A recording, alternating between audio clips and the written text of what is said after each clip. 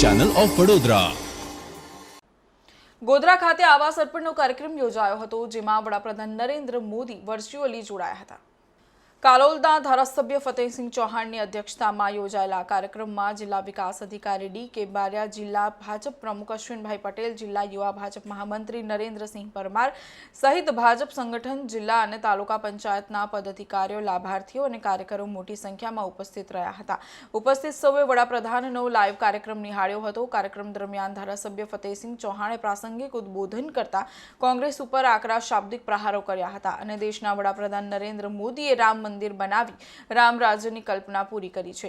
આઝાદી પછી દેશના પ્રથમ એવા વડાપ્રધાન નરેન્દ્ર મોદી છે કે જેમની નોંધ આજે વિશ્વ લેતું થયું છે। કાર્યક્રમ દરમિયાન આવાસના લાભાર્થીઓએ પોતાના પ્રતિભાવ રજૂ કરી વડાપ્રધાનનો આભાર વ્યક્ત કર્યો હતો।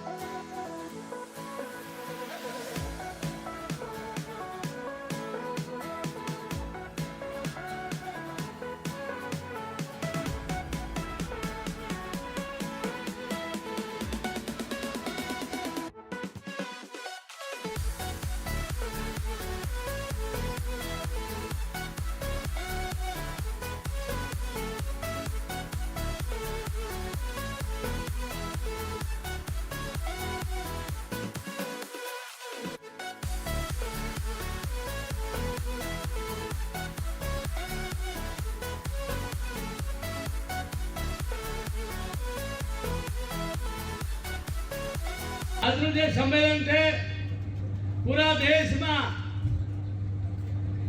એક હવા બની રહી છે। મિત્રો, આઝાદીના 75 વર્ષ પછી આ દેશમાં રામ રાજ્યની શરૂઆત થઈ। આ રાજ્યના મુખ્યમંત્રીથી વડાપ્રધાન લગીનો પ્રવાસ પૂરા વર્લ્ડના નેતાઓએ જેને સ્વીકાર્યા છે નરેન્દ્ર મોદીજીને मेरा माटे स्वीकार्या। कोई धर्म जाति ऊपर राजकारण नहीं, कोई समाज आधारित नहीं, मात्र सबका साथ सबका विकास।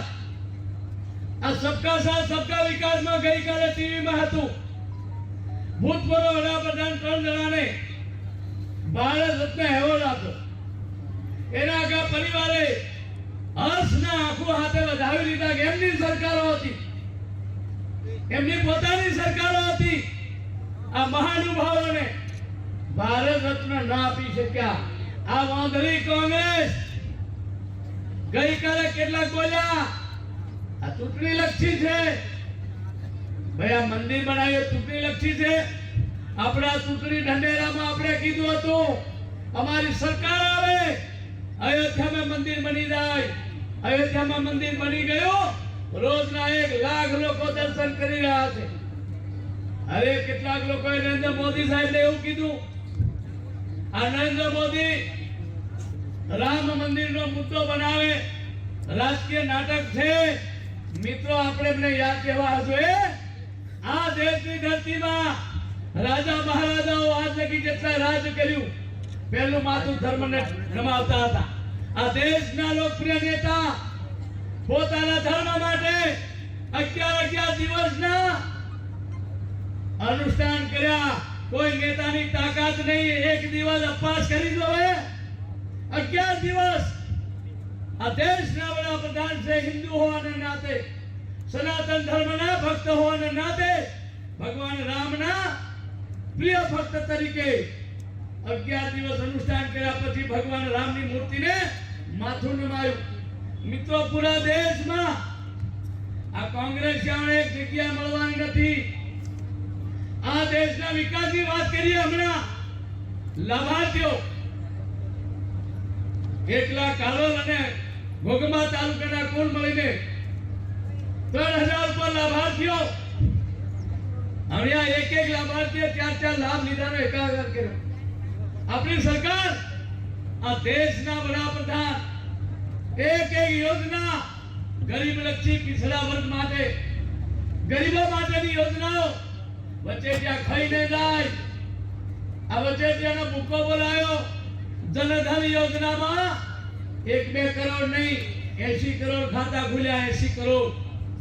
80 કરોડ ખાતા ખુલ્યા. ગરીબનો એક પણ રૂપિયો કોઈ ખાઈ શકે નહીં. આજે પૂરા દેશમાં ભાઈઓ અને બહેનોએ નક્કી કર્યું આ દેશના વડાપ્રધાન કોણ હોવા જોઈએ? નરેન્દ્ર મોદી સાહેબ. કેમ? મહિલાઓને ક્યારે અમે ગુજરાતમાં શરૂઆત કરી હતી 2002 માં મુખ્યમંત્રી હતા. એની પહેલા બહેનોને કોઈ મિલકતમાં રજીસ્ટ્રેશન નહીં. બધી મિલકત ભાઈઓના નામે. જ્યારે ઝઘડો થાય તો ભાઈ કાઢી મેલે.